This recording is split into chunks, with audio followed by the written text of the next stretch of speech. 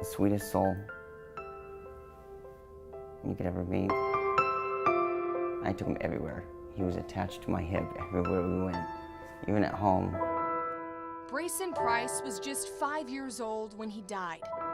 He's my life, and he will always continue to be my life. I mean, you can see all the bruising. Police say Brayson was abused for years. His death was ruled a homicide, the cause intentional overdose and suffocation. His mom and her boyfriend are now serving time, found guilty in connection to Brayson's death. 39 years is a long time, but how much is a child's life worth? Does it fit? Brayson's father, Justin Morgan, never got to say goodbye to his son, who he only had supervised visits with because of ongoing custody disputes. I was living with her up until he was about 1.5 years. Okay.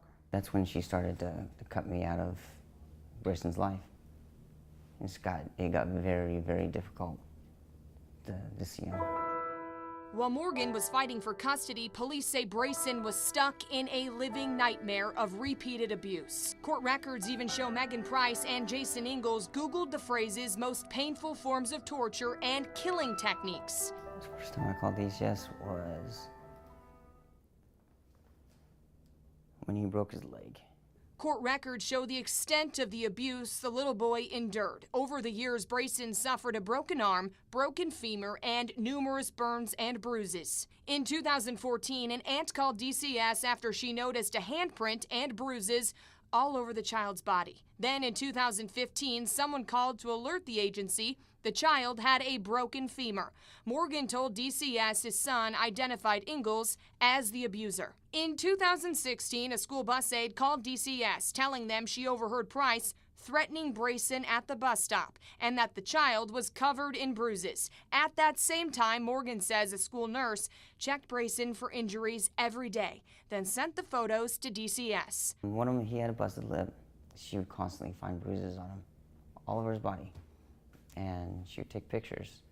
And she gave these pictures to DCS.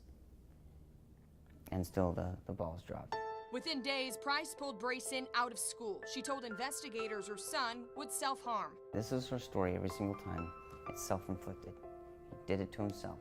How can a 35-pound little 5-year-old boy hurt himself?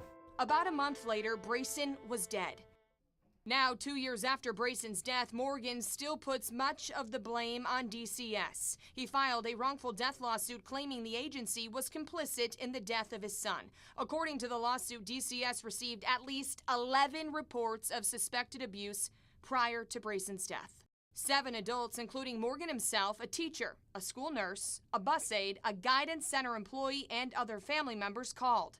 According to court documents, each time the state agency could not substantiate any of the allegations. These are people from all walks of life that tried to protect him. They're not the only ones to blame. The Department of Child Services, if they would have stepped in, if they would have removed the child on even one of those occasions and actually tried to get to the bottom of how this is occurring, he'd still be alive. Things need to be changed. I reached out to the Department of Child Services. A spokesperson with the agency tells me they do not comment on pending litigation or specific cases due to privacy concerns. Tonight, Ingalls and